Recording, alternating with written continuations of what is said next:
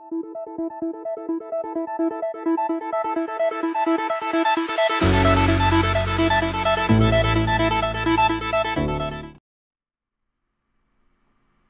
but de cette capsule vidéo est d'apprendre à utiliser les outils de sélection rectangulaire et elliptique. Pour commencer, je vais me déplacer dans la section de gauche à l'endroit où se trouvent tous les outils et je vais choisir l'outil de sélection rectangulaire qui devrait être le premier en haut à gauche. En mettant la souris sur l'outil, on a une petite infobulle qui apparaît et on voit que c'est l'outil de sélection rectangulaire. Alors je clique pour le sélectionner. Et immédiatement, on voit les options de mon outil qui sont disponibles un peu plus bas. Donc, je peux choisir déjà des options pour paramétrer mon outil. Je vais commencer par sélectionner une portion de mon image en cliquant et en glissant la souris et je vais englober une certaine région de mon image. Quand je vais lâcher mon clic de souris, donc, on voit ici qu'il y a une région qui est en pointillé active, donc les traits se déplacent pour dire que c'est la sélection qui est active. Quand je mets la souris en plein centre de ma sélection, je peux la déplacer en cliquant. Donc, je peux déplacer l'endroit qui est sélectionné, la zone qui est sélectionnée, à l'endroit approprié.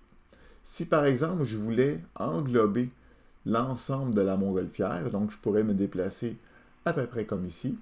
Et on voit aux extrémités qu'il y a des espèces de carrés qui servent de poignées. Donc, je peux cliquer sur ma poignée et agrandir ma zone de sélection. Donc, je vais englober le ballon comme ça. Je vais me déplacer ici maintenant du côté droit et je peux englober mon ballon. Si je voulais seulement prendre la nacelle, je pourrais faire la même chose. Donc, je vais me déplacer un peu plus bas et je vais rétrécir ma zone de sélection comme ça autour de la nacelle avec les poignées que je vais utiliser. Donc maintenant, j'ai seulement la nacelle qui est sélectionnée. Si je veux retirer ma sélection, je veux l'annuler, j'ai juste à cliquer n'importe où dans mon image et on voit que la sélection a disparu. Donc si par exemple je veux faire une sélection, je me rends compte que ce n'est pas exactement ce que je veux, je clique à côté et ma sélection disparaît. Si je fais une sélection, et je veux ajouter, je veux étendre une autre zone de sélection. Par exemple, je veux prendre le drapeau qui apparaît ici sur la sélection et je veux en plus prendre la nacelle. Avec la touche Shift sur le clavier, je peux la garder enfoncée et regarder au niveau de mon curseur de souris. J'ai un petit plus qui vient d'apparaître pour dire que je vais additionner une zone de ma sélection.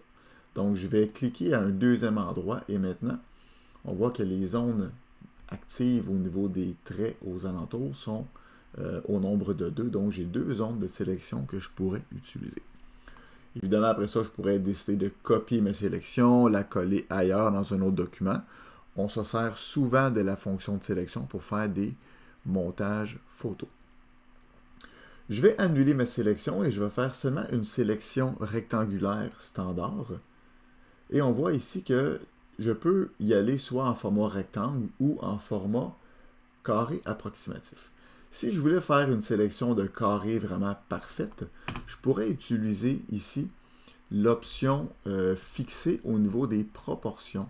Donc en mettant la case à cocher ici, ça veut dire que dès que je vais faire une sélection, automatiquement, je ne peux pas faire un rectangle. C'est automatiquement un carré, donc la largeur et la hauteur sont égaux. Donc, je vais enlever ici ma sélection et je vais pouvoir maintenant faire des rectangles. Si je voulais arrondir les coins au niveau de ma sélection pour qu'elle soit plus style rectangle avec les coins arrondis, donc j'ai une option ici, coin arrondi, et je vais pouvoir dans les options de mon coin arrondi augmenter ou rétrécir le rayon. Donc, on voit ici que l'arrondissement des coins augmente au fur et à mesure que le rayon de mon option augmente. Donc, je pourrais avoir presque un ovale en augmentant le rayon d'action. Si je voulais, par exemple, tantôt on a vu qu'on pouvait ajouter une sélection, donc je vais par exemple ajouter ça ici, je vais ajouter ça ici, donc je garde encore la touche Shift enfoncée, je vais ajouter ça ici. Et je pourrais même ajouter une zone de sélection qui va chevaucher les deux, donc vous allez voir le résultat. j'ai une sélection maintenant qui est vraiment, comme on dit, difforme. Et si je voulais faire l'inverse, je voudrais, par exemple, soustraire une zone de ma sélection. Donc, si j'appuie sur la touche Shift, j'ai le plus qui apparaît, mais si j'appuie sur la touche CTRL, CTRL, donc là, j'ai un moins qui apparaît maintenant vis-à-vis de mes sélections. Et maintenant, je peux sélectionner, par exemple, ici, pour retirer une zone de ma sélection. Je pourrais aller en plein centre aussi, donc je vais retirer ma sélection ici.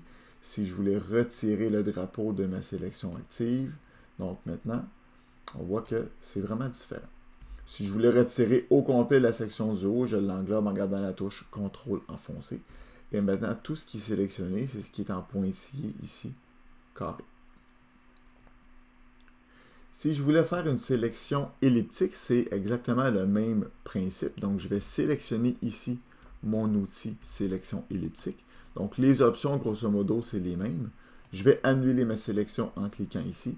Et maintenant, on voit que la zone de sélection, elle est de forme elliptique et non de forme rectangulaire. Donc, je peux sélectionner ici. Je peux additionner une sélection en ajoutant la touche CTRL. Voilà, comme ça ici. Je pourrais réduire ma zone de sélection avec la... pardon, c'est pas la touche CTRL, c'est la touche SHIFT pour additionner.